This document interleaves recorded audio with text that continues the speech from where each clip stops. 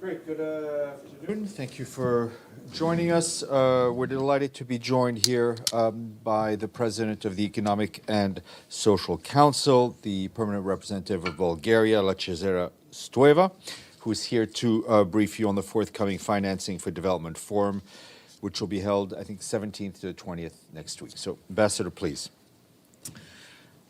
Good afternoon. It is a pleasure to be here with you today and to have that opportunity to brief you on the upcoming Financing for Development Forum, which will take place between the 17th and 20th of April next week. As you know, at the moment, the global economic outlook remains quite fragile. This is due to the lingering effects of the pandemic and combination of other factors. We have spillover effects from the Russian aggression against Ukraine, surging inflation, debt distress, and slowing growth together with the longer menace of climate change continuing to affect the global economy. Global growth in 2023 is projected to be down 2.9% from an estimated 3.4% in 2022, putting development finance in a less optimistic position. Countries are facing difficult economic policy trade-offs, including on financing for the SDGs and taking urgent climate action. Less than halfway through the deadline of 2030, which we have set for ourselves for the SDGs, the financing for SDGs and the needs for that financing are growing. Financing prospects continue to diverge between developed and developing countries. If not addressed, the great finance divide will translate into a lasting sustainable development divide. The only way to move forward is to develop immediate and long-term measures to finance responses to multiple overlapping crises while scaling up essential investments in the SDGs. We have to ensure that we take action now and that we do not regret that we haven't taken action after that. We need to move now. The FfD Forum is a chance to move the needle forward. We have the opportunity to actually respond in an adequate way, and we know that the world is not short of liquidity. There are funds available. We just need to channel them in the right direction. As you know, the Secretary General has proposed an SDG stimulus of at least 500 billion per year. We'll explore what immediate steps can the international financial institutions take, the Public Development Bank system, the UN, the G20, as well as other actors. We will address some of the key recommendations in the 2023 Financing for Sustainable Development report.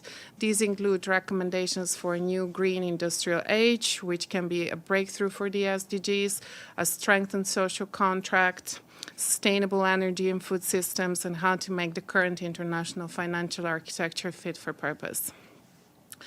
I will not go into the details of the agenda this session, but I would like to give you an idea of what to expect.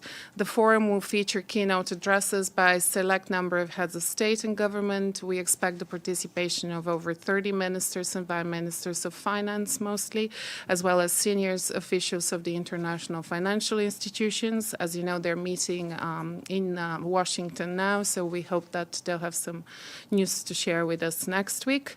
Then on the 18th, the forum will also include a special high-level meeting with the Bretton Woods institutions, UNCTAD, and the World Trade Organization. The focus will be on external debt and financing for the SDGs. The outcome document of this year's forum will be a critical input to the high-level political forum in July, as well as the SDG summit and the high-level dialogue on financing for development to be held in September during the high-level week. As you know, the SDG Summit will take place in September. It will be the centerpiece of this year's high-level meetings.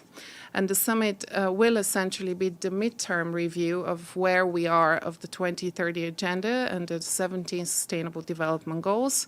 It will signal the urgency for the world to get back on track to achieve the SDGs by the 2030 deadline. As you know, as of now, the prognosis does not look good, so we do need to act. My objective is that the high-level political forum of ECOSOC serve as a pre-summit, and anything that the Economic and Social Council does this year, all the meetings, the segments are tailored towards that end. We want to submit and provide substantive inputs for the summit itself. We'll have another opportunity probably to talk about the high-level political forum later. It's going to take place in July. But as of now, I can tell you that we'll have 4 of the goals reviewed in depth. Those are Goal 6 on clean water and sanitation, which is also the first opportunity after the water conference where we have a chance to see what we're doing with the commitments that were made. Goal 7 on affordable and clean energy. Goal 9 on industry, innovation and infrastructure. Goal 11 on sustainable cities and communities. And Goal 17 on partnerships for the goals. 39 countries and the European Union will present their national reviews, voluntary reviews. And on that, you can hear more later on in the year. We need to make sure that member states agree that the 2030 agenda remains the single most powerful framework for sustainable development and for a better future. And my hope is that throughout the work, together with the stakeholders, the UN member states, the private sectors, the local authority, the scientific community, will work together to put the SDGs back on track. And if you have any questions, I'm happy to answer. Thank you very much. Edie?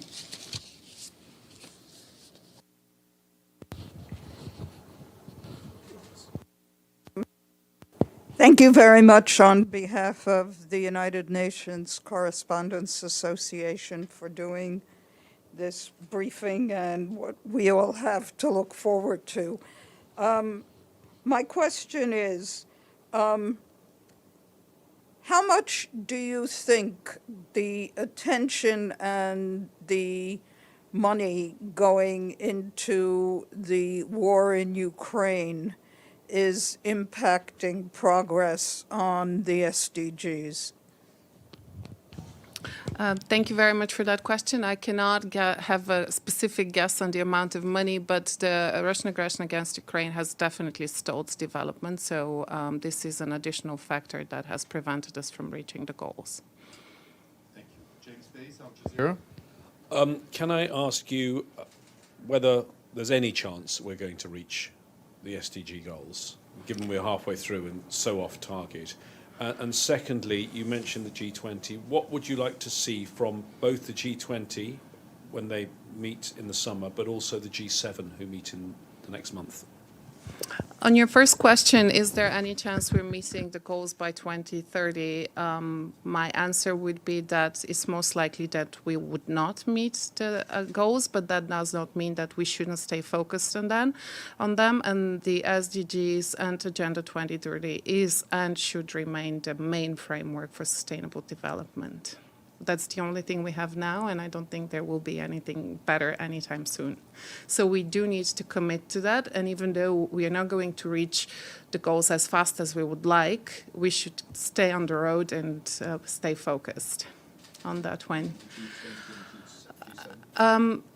I think that there should be a commitment to address the major issues that are, of course, one of them, as you know, is the financing for the SDGs, and there should be some, and that's also with the IFIs, addressing the external debt issue. Those are the 2 issues that will be on the agenda with the IFIs, and this is something that we need to have some deliverables. Thank you. Deji, China Central Television. Hi, Ambassador. 2 questions. First, on this forum itself. If I understand correctly, this forum is only a platform, so you're not launching a pledge to have money, but rather to give a platform for exchange. Is that correct? Yes, it's an annual dialogue. It's a follow-up to the Addis Ababa Financing for Development Agenda, but this year is of a particular interest because it is before the SDG Summit, and it's a good opportunity for us to discuss on the matters that I just mentioned. So two things come to my mind. First, you mentioned there would be an outcome document. What's your expectation expectation for the outcome of this forum? And second, you have already mentioned in your opening remarks that now the world economy is not in a very good shape. So how should or how would other donors or countries to finance development? If you want to tell them one reason, what would that reason be? On your question on the outcome document, it is still being negotiated, so I'm waiting to see the results of it. But those are going to be political messages, so it's basically giving guidance of what is expected on the financing for development track. As of specific commitments, I think that the messages, the key political messages that are going to come out of this forum will be the ones to be looking at, that all of us should be looking at, because this is also linked to the bigger ministerial event that is coming up in September. But our strength here is having political messages and demonstrating political will. So I'm hoping that the ministers of finance that will be coming from after their spring meetings in New York will be, Washington and New York will have convergence of views on how to move forward. Thank you. Linda? Thank you. My question is a follow-up in terms of the impact of the Ukrainian war on the SDGs. I was just wondering, I know that there are perhaps not specific numbers, but in general, how have the pledges been over the past year or two since the war began? In other words, have you seen, levels of money coming in that were pretty much in tune with what you had expected, or is it really decreased in a significant way? I cannot give any specific answer to that question. What I can say is that we have seen an increase in demand for humanitarian needs because of different aspects, not just because of the war in Ukraine, but that certainly has contributed. So there is bigger demand for financing on many fronts, and that, of course, the money for development and humanitarian is usually comes from the same place, so this limits the resources. Thank you. We have a question online from Yvonne Murray from Irish Television, RTE. Yvonne? Yes, thank you very much. And thank you for speaking to us today. So my question, because I work for the Irish broadcaster, is about Ireland. Ireland, along with Qatar, has special responsibility for facilitating the implementation of the SDGs this year. Can you talk a little bit about Ireland's special responsibility and your expectations for their role? So Ireland, as you mentioned, the permanent representative of Ireland, together with the permanent representative of Qatar, are the co-facilitators of the declaration of the outcome document that will have to come out before September. This is under the auspices of the GA. I think they're doing a great job so far. We are at the very early stage of negotiations. ECOSOC works closely with them. However, it is a process under the GA. Sorry, would you mind if I just follow up on that? If I could sum up to my audience exactly what Ireland needs to do in order to get things back on track, how would you phrase that? Ireland is doing what it needs to do. It facilitates the negotiations in an honest and very respectful way. They're trying to make sure that every country and every stakeholder has the space needed to express their views. And the outcome, ideally, of collective effort by the UN community will be a recommitment, strong political message for a recommitment for the Sustainable Development Goals. Great. Ambassador, thank you very much. We look forward to having you again. We wish you a successful meeting. Thank you.